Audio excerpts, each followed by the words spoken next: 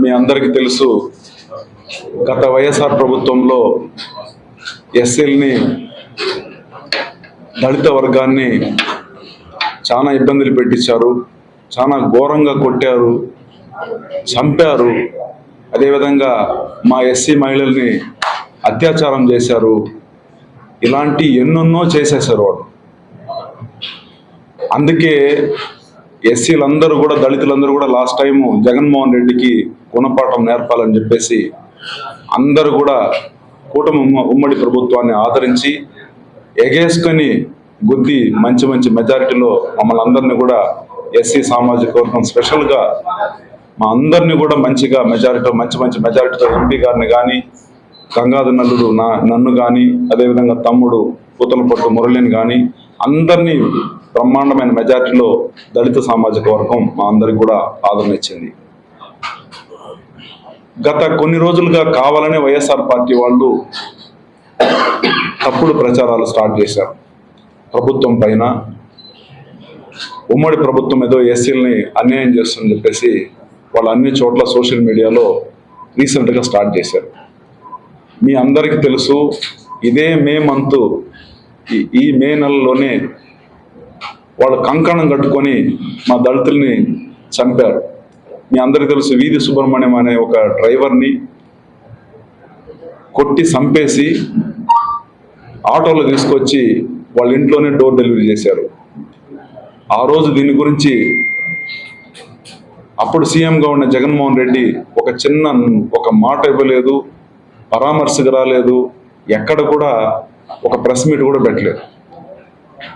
అదేవిధంగా దళిత సామాజిక వర్గాలు కూడా బయటకు వచ్చి మాట్లాడడానికి భయపడిపోయి ఎవరు కూడా ఎక్కడ కూడా పెద్దగా ప్రెస్ మీట్ పెట్టలేదు. పెడితే వాళ్ళపైన కేసులు, ఎస్సీలపైనే ఎస్సీ అట్రాసిటీ కేసులు పెట్టిన ఘనత ఈ జగన్మోహన్ రెడ్డి ప్రభుత్వానికే దక్కుతుంది. అదేవిధంగా చూసారంటే జగన్ పాలనలో యువకులను కూడా వదలలేదు. ఓం ప్రతాప్ అనే అబ్బాయిని, విక్రమ్ అనే అబ్బాయిని, కరుణాకర్ అనే అబ్బాయిని దారుణంగా కొట్టి చాలా హింసకు గురి చేశారు.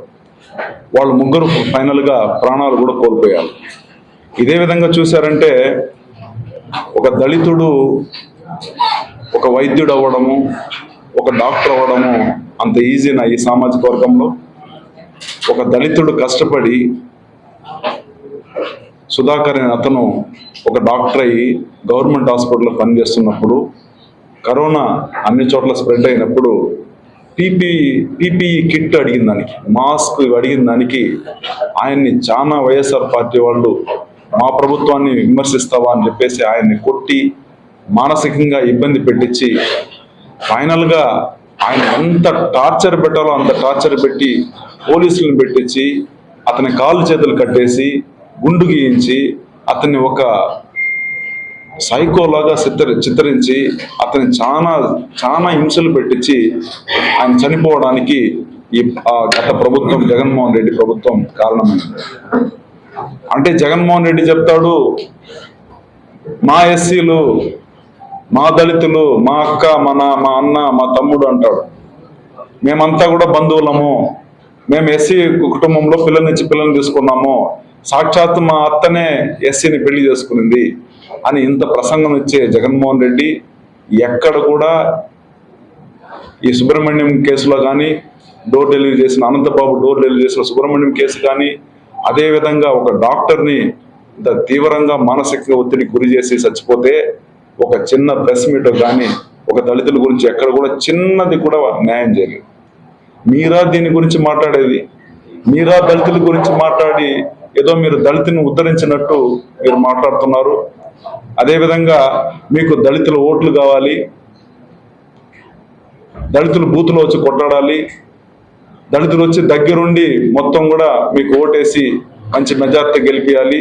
కానీ ప్రభుత్వం వచ్చిన తర్వాత అణగదొక్కిన ఘనత ఒక జగన్మోహన్ రెడ్డికే దక్కుతుందని చెప్పేసి నేను దీని గురించి తీవ్రంగా ఖండిస్తున్నాను. మీకు ఏ అర్హత లేదు దీని గురించి మాట్లాడడానికి, కాబట్టి నోరు అదుపులో పెట్టుకుంటే బాగుంటుందని చెప్పేసి ఎవరెవరు పిచ్చి కూతలు కూస్తున్నారో మీరన్నీ నోరు అదుపులో పెట్టుకోవాలని చెప్పి మీ అందరినీ కూడా హెచ్చరిస్తున్నాం.